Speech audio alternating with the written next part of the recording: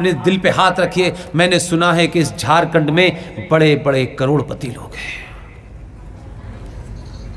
करोड़पति होना कोई गुनाह नहीं है, मंदिर भी बनाते हैं। मैं बार बार कह रहा हूं मंदिर बनाइए, लेकिन इन मंदिरों की रक्षा करने के लिए ये जो सनातनी चलता फिरता मंदिर है, इसको भी सशक्त बनाइए, तभी मंदिर बचेगा। मंदिर तो पहले भी थे भाई, ऐसा नहीं था कि आज ही कोई मंदिर है।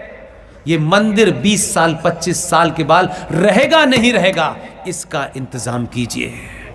जो लोग यहां मंदिर बनाते हैं वो मंदिर बनाएं, लेकिन उसके 500 गज के अंदर ऐसे सनातनियों को स्थापित करें जो शत्रु की गर्दन को तन से जुदा कर दें, तब मंदिर बचेगा आपका।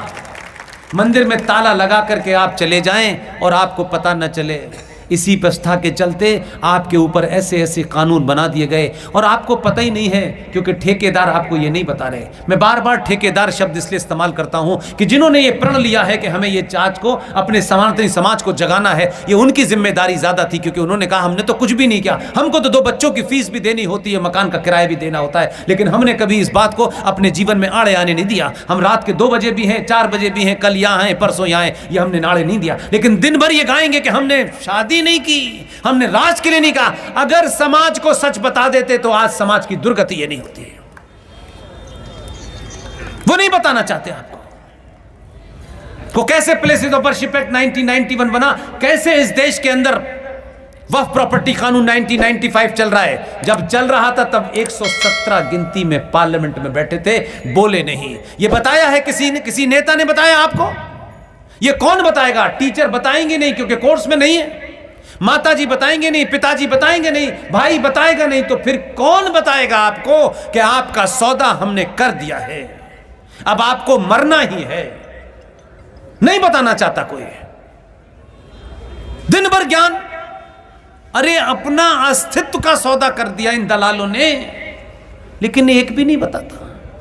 इसलिए मैं कभी कभी शत्रु में भी अगर कोई ईमानदार हो तो उसकी तारीफ करनी चाहिए, भले ही शत्रु हो। एक अदना सा एमएलए, ये उन दलालों के लिए बता रहा हूं जो सुबह से लेकर शाम तक ज्ञान बांटते हैं। एक अदना सा एमएलए जो इंडिपेंडेंट था, पूरे भारत में एक राज्य है कश्मीर, उसमें इंडिपेंडेंट एमएलए था, वो इंडिपेंडेंट। हमारे यहां तो इंडिपेंडेंट ये सोचता है कि कब सत्ता का संतुलन बिगड़े और मैं 50 करोड़ में बिकूं। ये सच्ची कहानी बता रहा हूं। कश्मीर की विधानसभा में एक इंडिपेंडेंट एमएलए था जिसका नाम था इंजीनियर रशीद। कभी कभी आपने टेलीविजन पे उसको देखा होगा, उसके चरित्र को देखिए। उसको गुलाम नबी आजाद ने, ये पहले आदमी हैं, कांग्रेस से आजाद हैं और नबी के गुलाम हैं। गुलाम नबी आजाद को राज्यसभा में जाना था, शोभा जी, 1 वोट कम पड़ रहा था। गुलाम नबी आजाद ने इंजीनियर रशीद से कहा जो चाहिए ले लो, 1 वोट चाहिए था। और वो इंडिपेंडेंट था, उसको कोई पूछता भी नहीं था। मैंने रोज उसको देखता था, असेंबली से उसे लोग बाहर निकाल देते थे, वो सबने देखा। मैं उसको पर्सनली भी जानता हूं, इसलिए मैंने कहा। मैं बार बार इस बात को इसलिए बताता हूं कि आप जरा उस आदमी से सोचिए। मैंने 2 से तीसरे कुर्ते में कभी नहीं देखा उसको। रोज किसी न किसी इशू पे लड़ता था और असेंबली से उसे बाहर निकाल दिया जाता था। लेकिन जब उसके पास ये ऑफर आया, गुलाम नबी आजाद ने उससे कहा कि मुझे तुम्हारा टिकट वोट चाहिए, क्योंकि मेरी राज्यसभा 1 ही वोट से कम पड़ रही है। उस आदमी ने क्या शर्त रखी? मैं कहता हूं कि शत्रु से सीखना चाहिए। उस इंजीनियर रशीद ने मालूम है क्या कहा गुलाम नबी आजाद से? मुझे 1 लाइन लिख के दे दो, मैं तुम्हें दे दूंगा वोट, तुमसे 1 पैसा नहीं लूंगा, 1 लाइन लिख के दे दो बस। उसने शर्त रखी, गुलाम नबी आजाद तुम मुझे ये लिख के दो कि अफजल गुरु को फांसी गलत हुई थी। गुलाम नबी आज़ाद की मजबूरी थी, लिख के नहीं दिया, उसने वोट नहीं दिया। अगर कभी कभी कुछ सीखना हो तो शत्रु से भी सीखना चाहिए। और गुलाम नबी राज्यसभा नहीं पहुंच पाए। हम तो 2-4 करोड़ में बिको, कहते सनातन में बिक जाओ, बाप के खिलाफ चले जाओ, माँ के खिलाफ चले जाओ, तैयार रहते हैं बिकने के लिए। इसलिए चरित्र पैदा कीजिए। ये लड़ाई जो आपको राजनीतिक तौर पे दिखती है, ये बहुत हल्की लड़ाई दिखती है। अंदर से हालात बहुत बेहतर नहीं है, बहुत बेहतर नहीं है। मैंने आपको इशारे में कहा, हर दिन 25 से 30 यंग लड़कियां अच्छे घरों की गायब हो जाती हैं। कोई रोने वाला नहीं है उनको। हम जैसे जो लोग बोलते हैं तो लोगों को बड़ा शौक लगता है।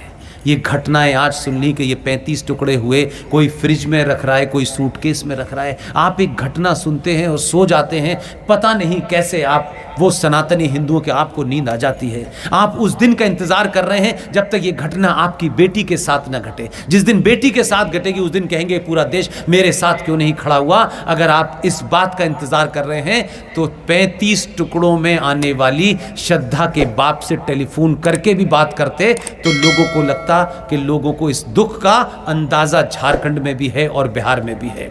जिंदा समाज अगर चुप रहता है तो निकिता और अंकिता को अपनी बेटी मानता, रूपेश पांडे को अपना बेटा मानता, तो इस झारखंड के अंदर इतने लोग खड़े होते कि जब तक रूपेश पांडे का हत्यारा गोली से न मार दिया जाए तब तक नहीं हटेंगे। लेकिन हमें इसमें क्या मिलना है, हमें तो ड्रामा करना है।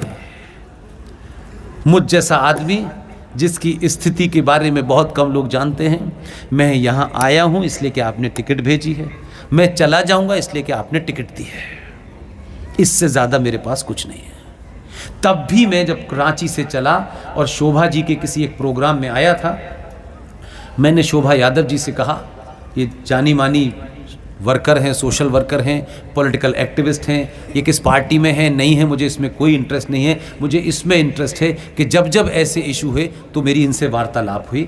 तो मैंने इनसे कहा कि आप, मुझे यहाँ के रांची के बारे में नहीं पता है, मुझे किसी भी तरीके से रूपेश पांडे के घर जाना है।